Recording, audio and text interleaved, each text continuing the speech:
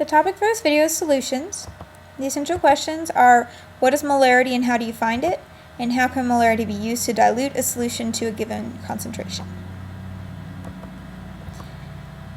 So first let's talk about a few vocab words.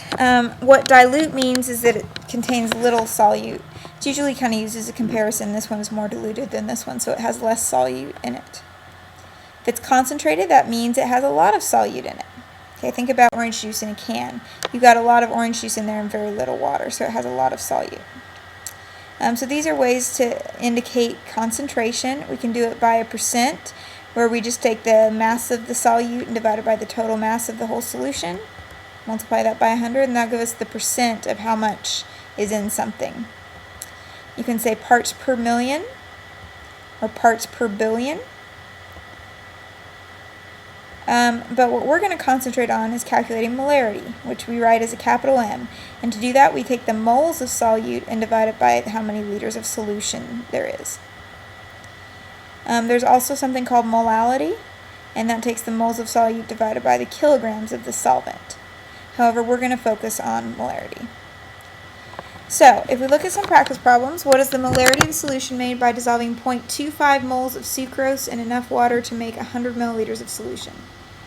Okay, so I need moles over liters. So 0.25 moles goes on top. You're going to need to get pretty good at converting between your different prefixes. Milli stands for 1,000th, which means I have to move the decimal over to the left 3 places to get it to liters, and it does have to be in liters for this equation. So 100 milliliters becomes 0.1 liters. Then all I have to do is divide, and I get 2.5, and I write a capital M. It's 2.5 molar. Okay, next problem. What is the molarity of a solution that contains 30 grams of sodium hydroxide dissolved in 0.5 liters of solution? Okay, we're going to have to use our dimensional analysis. So we need to add up sodium hydroxide, which is NaOH. So that's going to be 1 mole on top, and Na is 23, H is 1, so that's 24, plus oxygen is 16, that's 40. That's your molar mass off of the periodic table. So I divide that out, and I get 0.75 moles. So now I have the top portion, and I can just put it over liters, and it's already in liters for me on this one. So 0.75 moles over 0.50 liters, and that gives me 1.5 molar. How many moles of HCl are contained in 5 liters of a 6 molar HCl solution? So this time it's giving me the M, which is 6, and I don't know how many moles, but it's 5 liters. So what I can do is put the 6 over 1 and cross multiply. So I have X equals 6 times 5, which is 30 moles.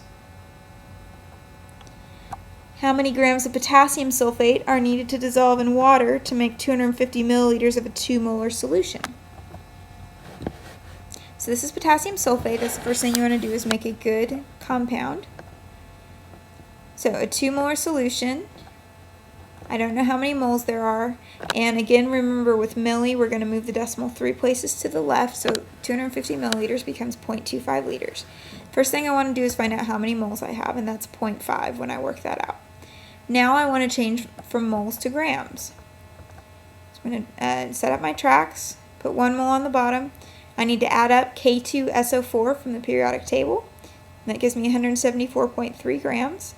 I'm just going to multiply across the top and across the bottom, and then I divide, and that gives me a total of 87 grams of potassium sulfate. Okay, calculate the molarity of a solution that has 12.5 grams of glucose dissolved in 500 milliliters of solution. So again, the first thing I have to do is change it to moles. I'm going to use the molar mass of C6H12O6. When I add that all up, I get 180. Multiply across the top and across the bottom, divide, and that gives me 0.06944 moles. I'm going to put that over my liters, and I have 500 milliliters, so that's going to turn into 0.5 liters. I divide, and I get 0.14 molar. How many moles and grams of potassium iodide would be needed to prepare 0.75 liters of a 0.15 molar solution? Okay, so it gives me the molarity, it gives me the liters. I need to multiply to get the moles, and I get 0.1125, and that's one of the answers, but it also wants grams. So I'm going to take that number, set up my train tracks. 1 mole, I need to add up potassium iodide, which is just Ki. So I get 166. I'm going to multiply across the top, and that gives me 18.7. If I'm going to dilute a solution, I have a formula for that as well. It's pretty straightforward.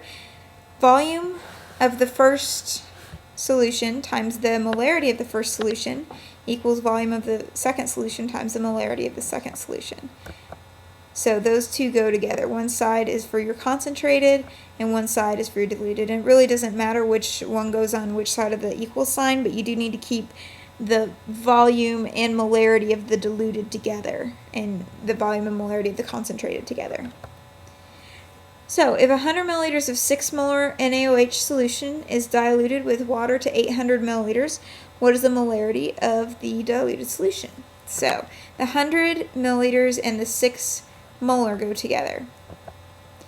Okay, and with molarity has to be in moles, but your liters could be in milliliters as long as they're milliliters on both sides.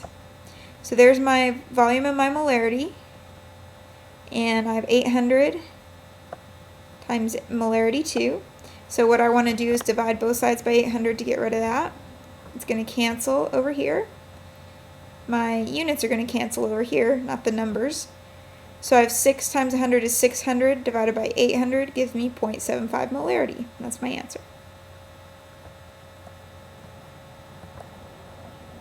What volume of a 12 molar hydrochloric acid solution is needed to make 1 liter of a 3 molar solution of HCl? So again, M1V1 equals M2V2. So I don't know what the volume is on the 12 molar. I know that the 3 molar is goes with the 1 liter, so I'm going to multiply those two together. I'm going to divide both sides by 12. So I have 3 times 1 divided by 12. The 12 totally cancels over here. The units cancel on the right, and I get a volume of 0.25 liters. Okay, 25 milliliters of concentrated acetic acid, which is 17 molar, are pipetted into a flask. Water is added to the 1 liter mark. Calculate the molarity of the final solution. So the 17 goes with the 25 milliliters. And I have to switch one of my volumes, either both in milliliters or both in liters. So I decided to change my liter to 1,000 milliliters. So now I'm going to divide both sides by 1,000. It's going to cancel on the right. On the left, the units cancel. So I have 17 times 25 divided by 1,000. And that gives me a molarity of 0.43.